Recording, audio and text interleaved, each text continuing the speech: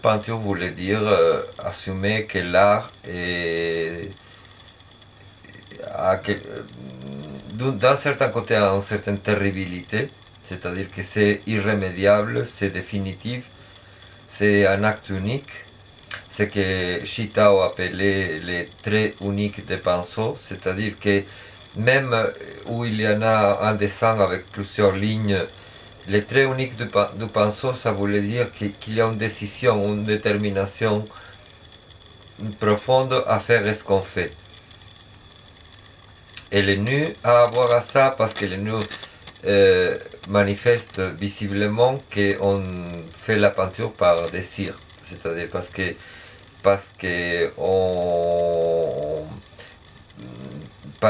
que c'est aussi physique que la sexualité. Et pourquoi la représentation de l'acte amoureux parfois de façon extrêmement explicite? Parce que on est dans une telle... C'est-à-dire que quelque part... Attends, on peut faire une pause et je réponds calmement. Oui, très proche de cet âge-là. Ah, on peut plus.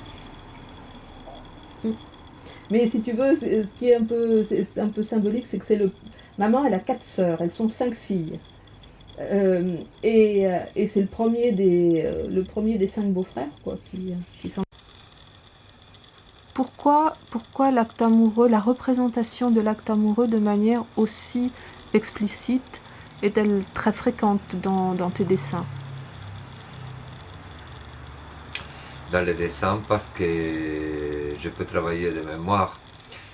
Les faire en tableau, les tableaux je les fais d'après nature parce que ça demande une observation et une décantation de la nature qui demande de travailler avec modèle. Mais en revanche, comme les dessins peuvent se faire d'imagination ou de mémoire, parce que ça peut être vécu et vous répète les langages du séducteur. Mais le violeur va les faire pour, comment dire, hardcore, pour faire du mal. Euh, donc la poésie aussi,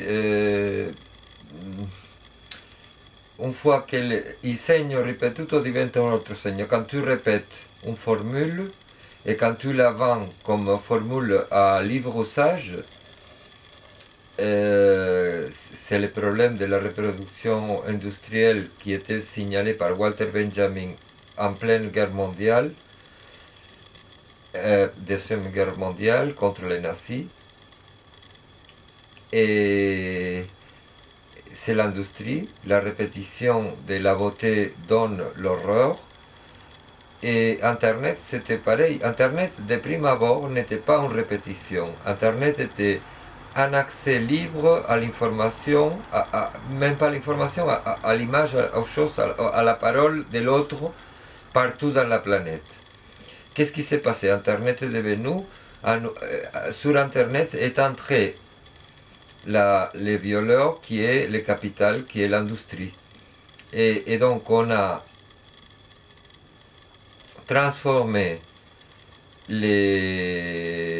la libre circulation sans frontières des choses par les contrôles plutôt malveillants des réseaux sociaux. Et leur supposé bien intentionné, que c'est pas du tout bien intentionné, c'est mal intentionné, c'est malveillant, leurs règles communautaires. Leurs règles communautaires, c'est pervers. Mais là, je m'éloigne un peu. Là, je traite sur le vif des questions qui nous touchent tous maintenant. Ce n'est pas seulement une question qui concerne l'artiste, ça concerne tout le monde.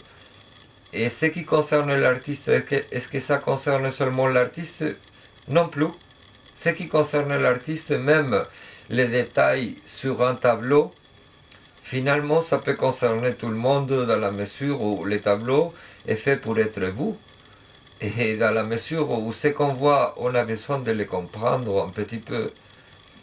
Ce que je peux dire sur la peinture serait aussi pourrait être intéressant de manière ouverte.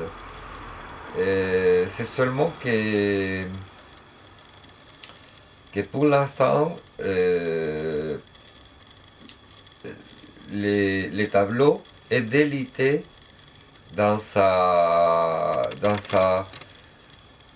la brûlure qui produit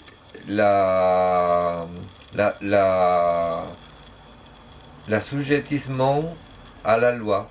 On a tellement produit des lois. La loi est une perversion actuellement parce qu'elle est tellement hypertrophiée qu'elle écrase la vie, qu'elle détruit la planète, la loi.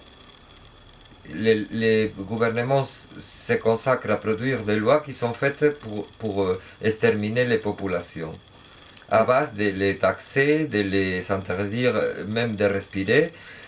En Espagne, ils ont privatisé la lumière solaire, donc tu ne peux pas mettre des plaques solaires pour prendre l'énergie solaire parce que le privé appartient à une entreprise à laquelle l'État a vendu le soleil. Vous vous rendez, je ne sais pas si quelqu'un se rend compte de que là, il faut réagir de manière forte, c'est-à-dire ceux qui sont en train d'opérer cette privatisation et cette perversion, ces entreprises doivent être détruites et brûlées. Et les policiers qui les protègent, neutralisés de la manière la plus efficace possible.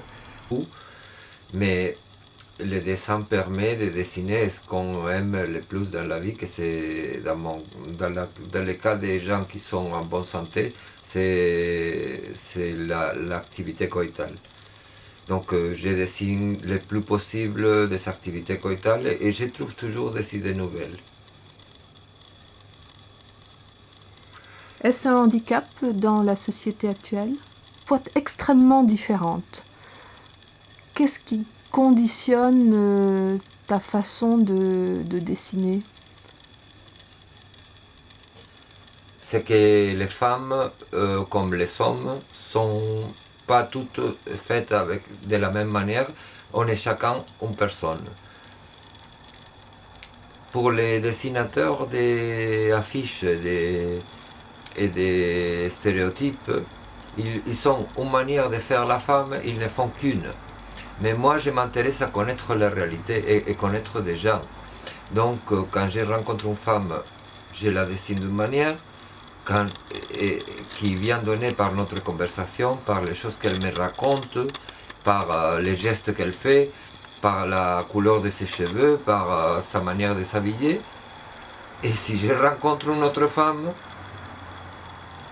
je ne peux pas la dessiner pareil. Je ne vais pas faire le même dessin. Heureusement, si je faisais toujours le même dessin, quel intérêt? Quel intérêt à répéter toujours le même petit truc? En effet. Qu'est-ce que la beauté pour toi? La beauté est quelque chose qui ne peut pas être fixé ni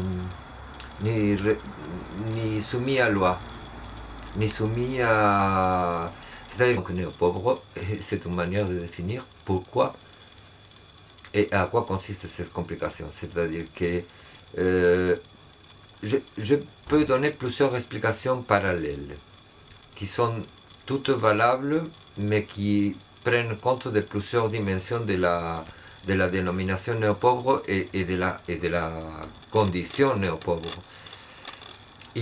On est toujours suspect d'hypocrisie, parce que les néo-pauvres gardent des traits de luxe, comme des petits luxes, des amorces de luxe, parce qu'il peut être originaire de la classe moyenne, il peut avoir un néo-pauvre a pu avoir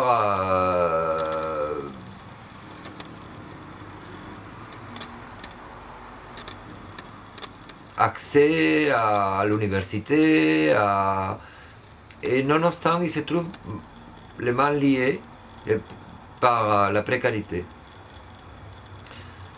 Et surtout par les tapages et les tapages du système à travers la logique de l'emploi et la morale du travail. Donc du coup, il veut être artiste, mais il veut être heureux déjà. Un néo-pauvre, c'est pas seulement l'artiste, néo-pauvre est tous ceux qui veulent exercer une activité honnête dans un monde où le travail, la morale du travail nous dit que pour être honnête, il faut travailler, mais en fait, ce qu'il nous dit, c'est que pour être considéré honnête, il ne faut pas l'être. C'est-à-dire, il faut se soumettre à un travail qui, d'habitude, consiste à foutre la merde dans la planète. Quand le néo-pauvre est celui qui a refusé de travailler, parce qu'il avoue que le travail n'apporte que du mal à l'humanité. Le travail tel qu'il est proposé par le Pôle emploi de Sarkozy et ceux qui ont suivi, qui sont pires encore, mais qui répondent à la même logique, ils sont toujours contrôlés par les mêmes types. Néo-pauvres qui mangent des kebabs. Les shawarma, c'est à Grenade, il y avait des kebabs et des shawarma. Je sais pas, j'ai jamais compris la différence. Il y avait agneau, c'était la viande, hein. Mais c'était parce qu'on n'avait rien à manger. Et donc la migration du Maghreb et du Liban et de la Syrie il y a plusieurs pays dans la Grenade où j'ai commencé à travailler l'art avant de venir à Paris et à Barcelone aussi. Manger du shawarma, c'était manger une espèce de fast-food qui n'était pas américaine, qui n'était pas les McDonald's. C'était l'alternative. Mais c'était aussi la solitude, c'est-à-dire quand tu mangeais des shawarma, c'était parce que tu étais seul et tu étais dans la dèche. Et quand tu mangeais une fois chaque 2 jours. 2 jours c'est passé, un jour tu disais bon j'ai un peu, maintenant je vais sortir manger. Et tu allais à je sais pas quelle heure, au seul endroit qui était ouvert, que c'était l'arabe, et tu mangeais un shawarma. Et donc shawarmaness, c'est comme loneliness. Néo-pauvre, c'est pareil. C'est de dire les choses avec un peu de grâce pour pouvoir parler et pas simplement vomir que serait la première impulsion saine devant la société. C'est leur vomir dessus. Mais pour pas vomir dessus, parce que toute la société n'est pas coupable, une partie de la société c'est aussi néo-pauvre, pour pouvoir parler aux autres, on dit « Ah, je suis néo-pauvre ». C'est un peu ça. Shawarmanes, j'avais inventé aussi shawarmanes, à partir du fait que de la solitude de celui les artistes ont compris aussi qu'ils avaient droit à faire de l'art vraiment et à pas faire de la décoration abstraite. Et donc, au début, il y avait peu de gens comme moi qui fassent de la figure et qui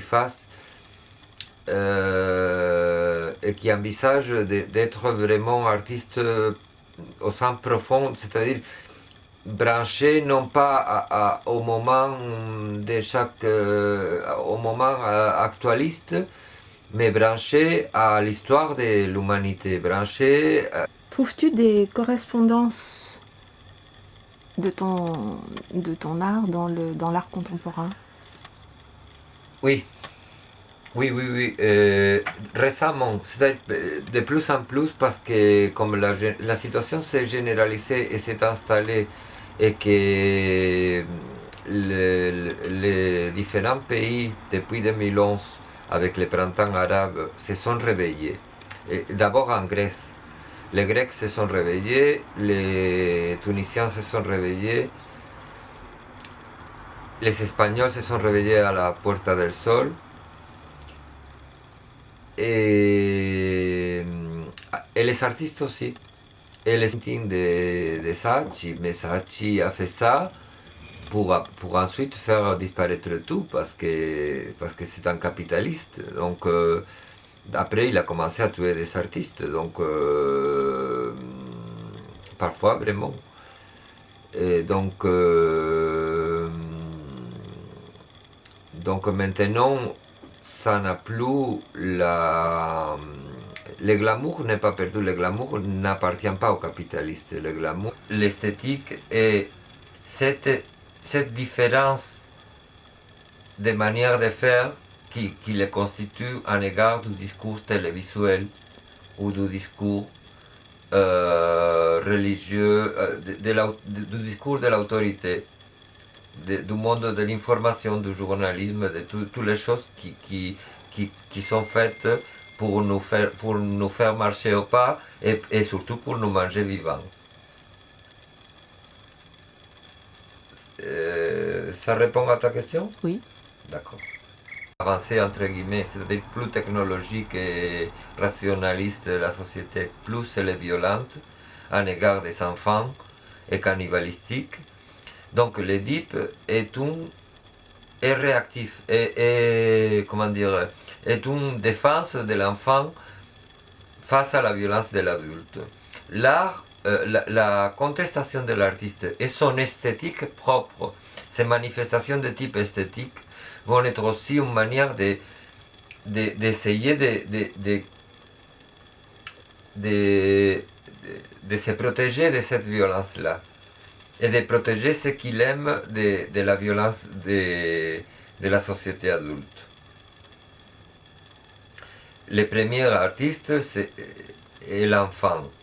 Ensuite, le deuxième artiste est l'enfant qui continue de peindre et qui devient adulte, sans pour autant se laisser corrompre par la loi du pouvoir.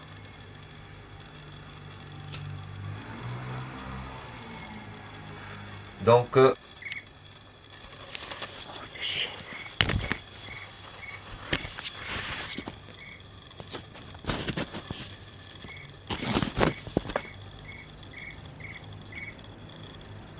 Allô? Ben non, Claude, je suis pas toujours disponible, hein. Il faudrait bien que tu le comprennes, j'étais en train de travailler. Ah bon, d'accord. Dis-moi. Non. Ah.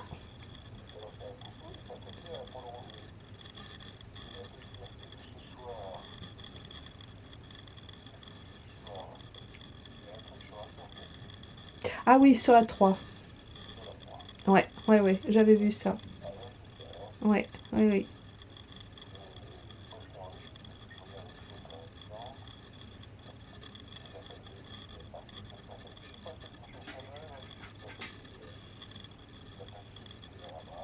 Mhm.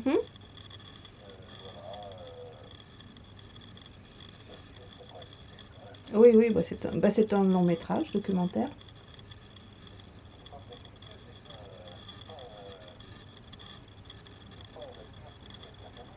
Oui, moi, j'ai bien compris. J'avais vu, j'avais remarqué ça. Oui, ma soeur en avait déjà parlé. Oui. Bon, a posteriori.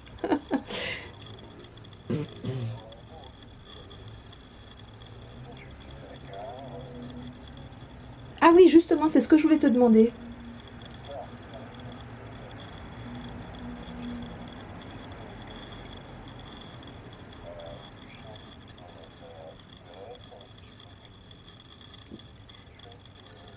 Oui, mais le matin, le...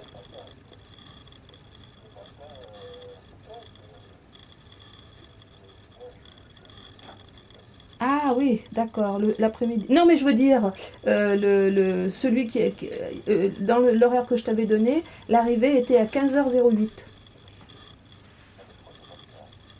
Ah bah si, là, il est sur le site de la SNCF. Oui, à 9h22. Et donc c'est le seul car qui existe alors ou quoi?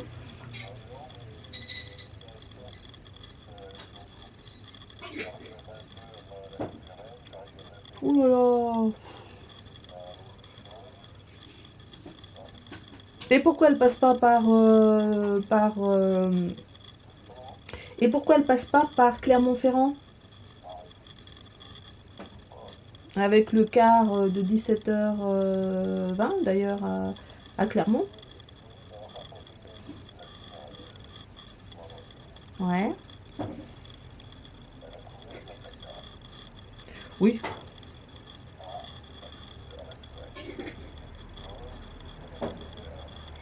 Hmm. Ouais, ouais, ouais. Oui, c'est possible.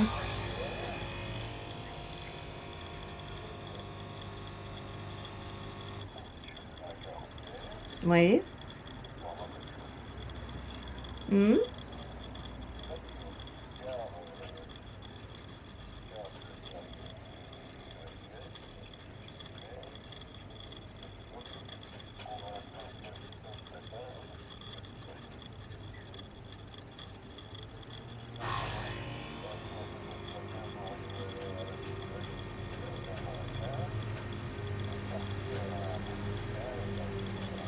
À 21. Ah ouais. Ah oui, ça fait tard, ça. Ouais, ouais.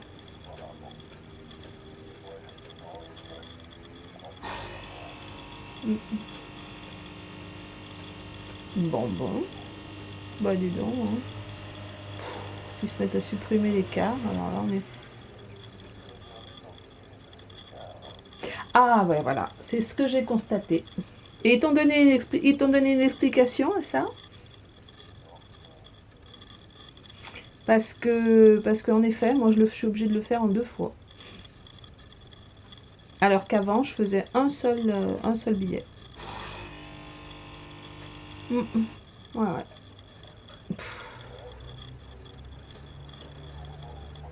Voilà. Je pense que c'est pour éviter, à mon avis, c'est pour éviter de- les- je pense que c'est pour éviter les histoires de correspondance qui arrivent en retard, à tous les coups. Bah oui, parce que si tu as un billet tout compris, le quart est obligé d'attendre, puisque tu as payé ton billet. Enfin, attendre un certain temps. Mais si t'as pas plus de billets après que tu dois le prendre dans le car, ben le car il part quand il veut, même si le train n'est pas arrivé. C'est n'importe quoi cette affaire. Bon, bon.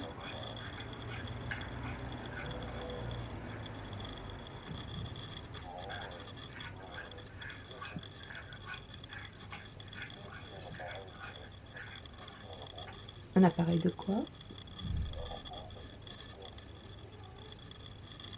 Le, lec- le lecteur de DVD. Ah bon? Parce qu'il. Oui, oui, mais il marchait plus?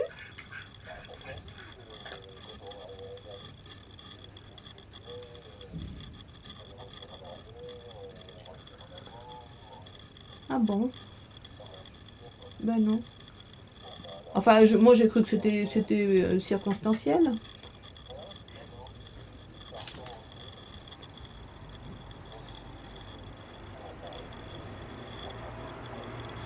Oh là là.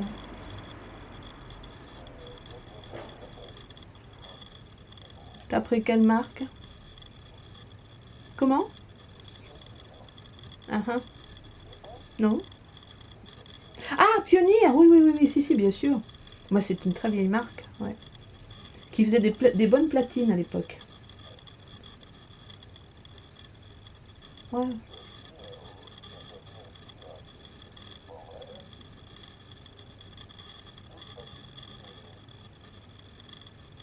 Deux nouvelles? Bah ouais. Et t'as trouvé ça où? Mhm. Ah ouais. Mhm.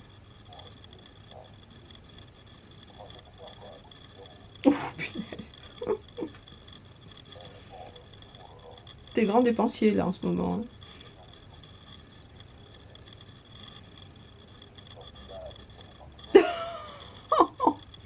Bah oui, mais attends, ça se vend pas en un mois. Faut... Dis-le bonjour.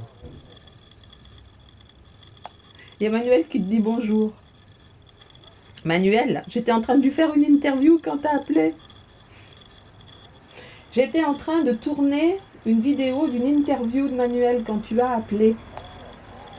Oui, dis-lui que s'il veut poser une question particulière, je réponds parce qu'on va continuer. Hmm. Il- Comment?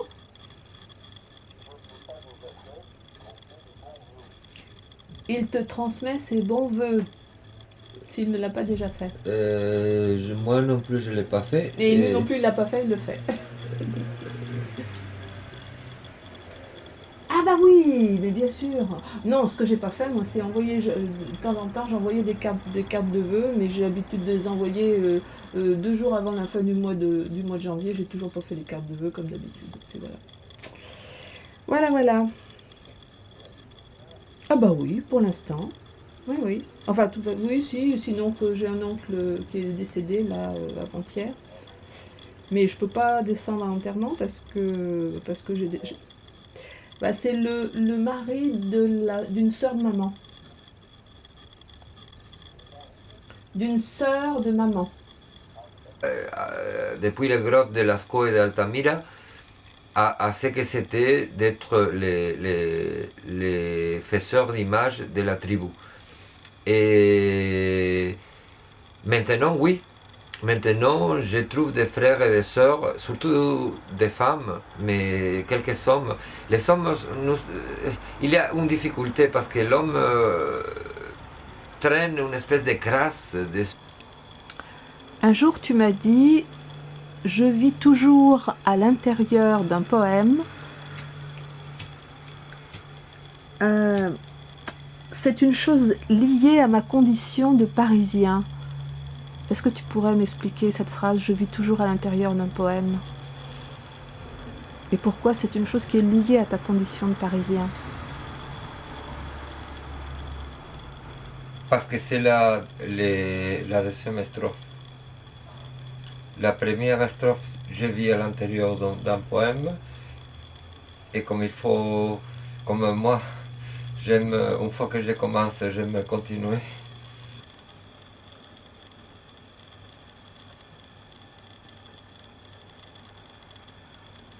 Quand on regarde ton œuvre, que ce soit les collages, les vidéos, les performances en tout genre, les pamphlets, les critiques, peut-on parler d'une esthétique de la contestation?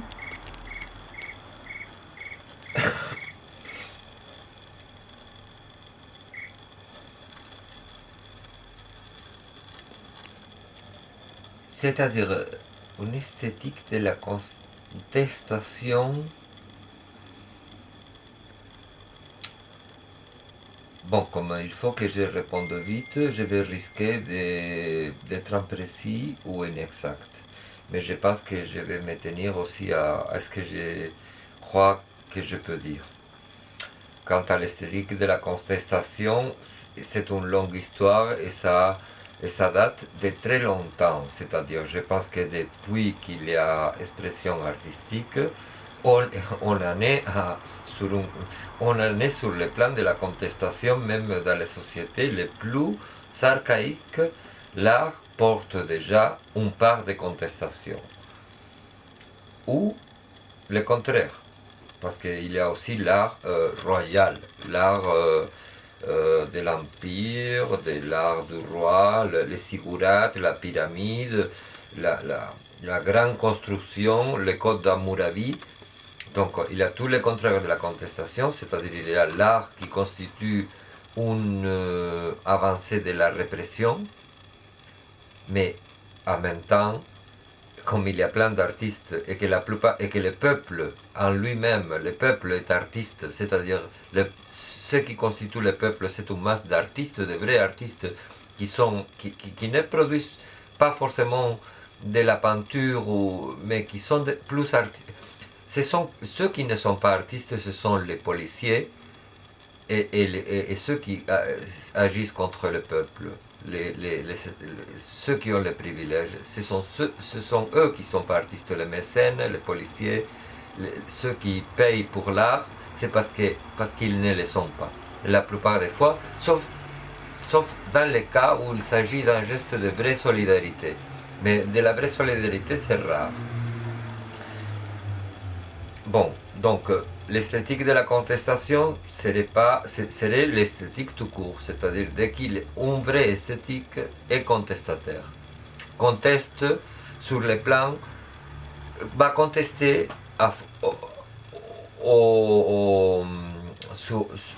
comment dire, au fil des, Un peu comme on dit de l'Édipe, Georges Devereux disait que l'Édipe n'est pas une structure de naissance, une structure, comment dire, nécessaire, mais que c'est un syndrome réactif à la violence des adultes.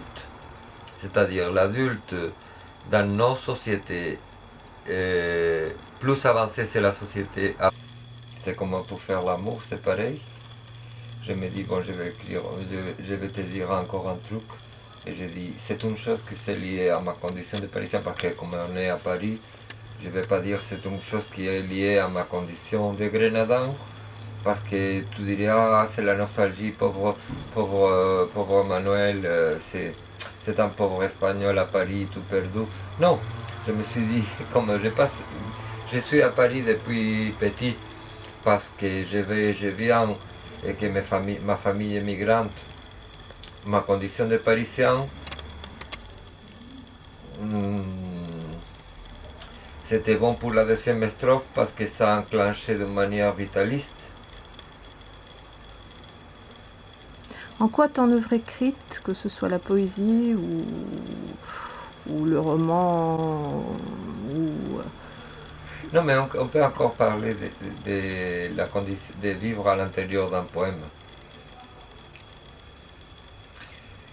Vivre à l'intérieur d'un poème, c'était la première partie de ce que je t'avais dit. Pour me faire l'intéressant, comme la poésie c'est fait pour ça, pour séduire. Et par ailleurs, parenthèse, les caractères de la répression est d'inverser les valeurs. C'est une inversion des valeurs et une rupture du lien social. Et donc, ce qui arrive dans la rupture du lien social et l'inversion des valeurs qu'elle comporte, c'est que les séducteurs, qui serait tout simplement celui qui permet qu'il y ait lieu l'union amoureuse, est assimilé au violeur, qui est simplement celui qui pratique la violence. Et les violeurs est évacué comme ça de l'imaginaire parce qu'on fait tomber sur les séducteurs les scandales. Et vivre à l'intérieur du poème, c'est une phrase de séducteur. Parce qu'on se place à l'intérieur de quelque chose, quelque part c'est qu'on pénétrer la pénétration. Donc c'est une évocation par parole qui veut être belle et évocatrice de l'union. Le violeur va te dire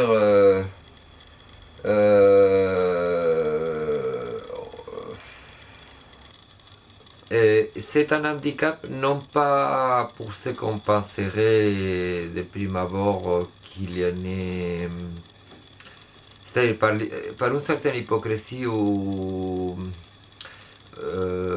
victorianisme des choses. Parce que d'un côté, la pornographie a son plus grand succès, mais ça se passe d'une manière industrielle, et en revanche, l'artiste n'a pas le droit. On a enlevé le droit à l'artiste à traiter les sujets érotiques. En revanche, les pornographes, il a toutes les garanties parce qu'il est protégé par la police. L'artiste est poursuivi par la police. Les pornographes, c'est la police elle-même qui fait la pornographie. Donc, je vois pas le rapport. Donc, c'est pour ça que c'est un acte de révolte de le faire en tant qu'artiste et non pas en tant que policier pornographe. Je n'ai pas compris ce que tu disais. Non. Tu n'as pas compris? Je vais développer. J'ai observé les policiers. J'ai observé les... Pourquoi tu dis non? Parce que on dérive, Manuel. Je t'interroge sur le contenu de ta peinture. Je suis en train aussi de faire l'état des choses mais je vois d'une pas situation dramatique planétaire. Oui, mais c'est pas seulement en France. D'accord, mais je vois pas le rapport entre la police et la pornographie. Direct. Alors explique-moi. C'est la police elle-même qui fait la pornographie. Ah bon? Bon, c'est ton avis. Tu dessines les femmes de façon... Pareil, la même chose, parce que les violeurs, que tout le monde veut justement donner des indications. Ce qui est beau, c'est ça. Ça, c'est beau. Ça, c'est pas beau. Je pense que ces gens n'ont jamais vaincu la couche de moraline de leurs écoles de nonnes. Tout à l'heure, quand tu parlais de police, il aurait fallu que tu précises police de la pensée. Police de la pensée et de tout, et du corps. Oui, et du corps aussi, bien sûr. Parce que ce qui est puni, c'est le corps, et on punit la pensée par le corps, en l'enfermant, en les soumettant à la privation. Dans cette optique-là, oui, je suis d'accord avec toi. Mais tout à l'heure, ta pensée était très imprécise. C'est une manière de dire, c'est une manière de faire un peu de l'humour sur la situation. Lui donner un nom qui puisse être drôle à répéter. Je suis artiste néo-pauvre. Ah, néo-pauvre. C'est simplement parce qu'une des caractéristiques de l'art,